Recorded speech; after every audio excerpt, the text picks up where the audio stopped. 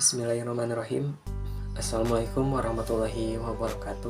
Perkenalkan, nama saya Muhammad Akbar Maulana Hidayat dari mahasiswa semester 2 dari Prodi Akuntansi kelas D1. Di sini saya akan sedikit menjelaskan mengenai negosiasi. Tentunya teman-teman semuanya sudah tidak asing lagi mendengar kata negosiasi. Apakah menurut teman-teman ini negosiasi hanya sekedar komunikasi saja atau tawar-menawar saja? Tentu tidak ya teman-teman semuanya, karena negosiasi adalah salah satu proses komunikasi kita ketika ingin mendapatkan sesuatu dengan cara kesepakatan seperti itu antara kita dengan orang lain seperti itu. Dan negosiasi itu tidak sesederhana itu ya teman-teman, karena kita perlu menguasai berbagai skill, terutama dalam skill komunikasi dan juga skill intelektual yang kita ketahui yang akan kita bahas di negosiasi tersebut seperti itu. Nah, pada pelajaran atau pada mata kuliah yang saya pelajari sebelumnya di pertemuan-pertemuan sebelumnya seperti itu, ada berbagai macam aspek yang mendukung pada saat kita bernegosiasi dengan orang lain seperti itu. Seperti informasi yang harus kita dapat seperti apa, terus profil perusahaannya seperti apa. Jadi data-data itu akan mendukung kita dalam proses negosiasi. Jadi kita memiliki bahan yang akan kita pertanggungjawabkan atau akan kita diskusikan pada saat berdiskusi dengan pihak lawan nanti seperti itu. Serta pada pertemuan sebelumnya ada yang namanya manajemen konflik, di mana manajemen konflik ini tujuannya adalah untuk mengatur, mengelola jalannya diskusi yang kita lakukan supaya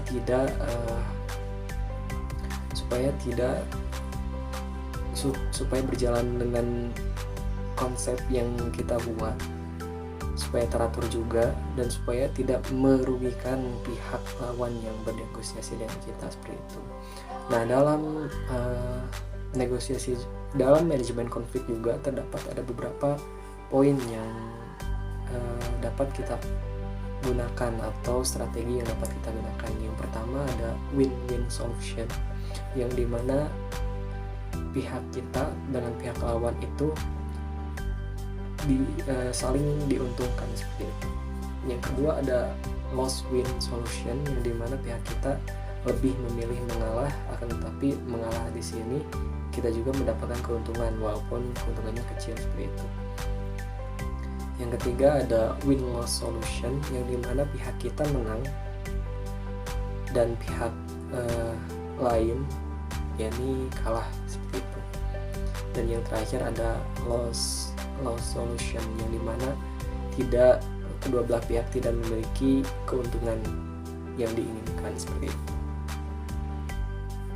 Nah, teman-teman semuanya, saya di sini akan menjelaskan tentang tugas yang diberikan oleh dosen saya, yakni Ibu Tina Agustina SPD GL, di mata kuliah Teknik Komunikasi dan Negosiasi, dengan materinya yakni tentang negosiasi seperti itu. Nah, contoh kasus atau contoh perusahaan yang pernah menggunakan strategi win-win solution adalah dari Bapak Erick Thohir. Bapak Erick Thohir ini akan menerima uang sebesar 2,42 triliun rupiah dari hasil penjualan sahamnya di Inter Milan seperti itu. Nah, saham yang dimiliki Bapak Erick Thohir ini di Inter Milan sebesar 31,05% yang telah diakuisisi oleh firma investasi dari Hong Kong, yakni Sanning Holdings Group. Nah, dari kasus tersebut dapat dianalisis bahwa pihak dari Bapak Erick Thohir, yakni International Sport Capital, dengan Sanning Holdings Group dari Hong Kong tersebut menggunakan strategi atau negosiasinya menggunakan win-win solution, yang dimana kedua belah pihak saling diuntungkan. seperti apa diuntukkannya. Dari pihak Bapak Erick Thohir atau dari pihak International Sport Capital ini mendapatkan lebih dari 150 juta euro dari penjualan sahamnya itu. Dan dari pihak Sony Holdings Group jadi pemegang saham mayoritas yang kurang lebih sebesar sahamnya itu 99,6% di Inter Milan tersebut, sehingga pihak Sony Holdings Group ini bisa berinvestasi lebih banyak lagi di Inter Milan, yang dimana nantinya akan membutuhkan pihak dari Inter Milan atau dari negara Inter Milan itu sendiri, seperti itu teman-teman. Itu contoh kasus dari win-win solution. Nah, contoh kasus yang kedua mengenai strategi loss win solution. Negosiasi ini dilakukan oleh dua perusahaan besar dalam bidang perfilman, yang salah satu filmnya mungkin kita pernah tonton ya, bahkan banyak sekali film yang sudah dikeluarkan dari perusahaan tersebut. Nah, dua perusahaan ini adalah Disney dengan Sony Pictures, yang dimana negosiasi antara pihak Disney dengan Sony Pictures ini berjalan buntu dikarenakan pihak Sony sendiri sudah menarik karakter Spider-Man di Marvel Cinematic Universe. Pihak Disney ingin mengembalikan atau mengubah persentase bagi hasil keuntungan dengan pihak Sony, yang dimana pihak Disney ini hanya menerima keuntungan sebesar 5% saja, sedangkan pihak Sony sedangkan pihak Sony mendapatkan 95% keuntungan, seperti itu. Nah, pihak Disney sendiri merasa bahwa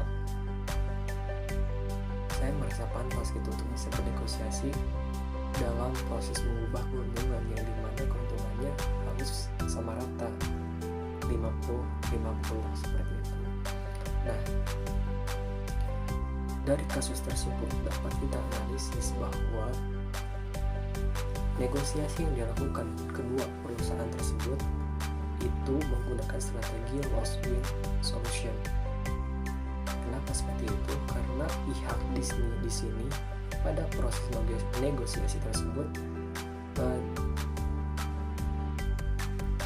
mendapatkan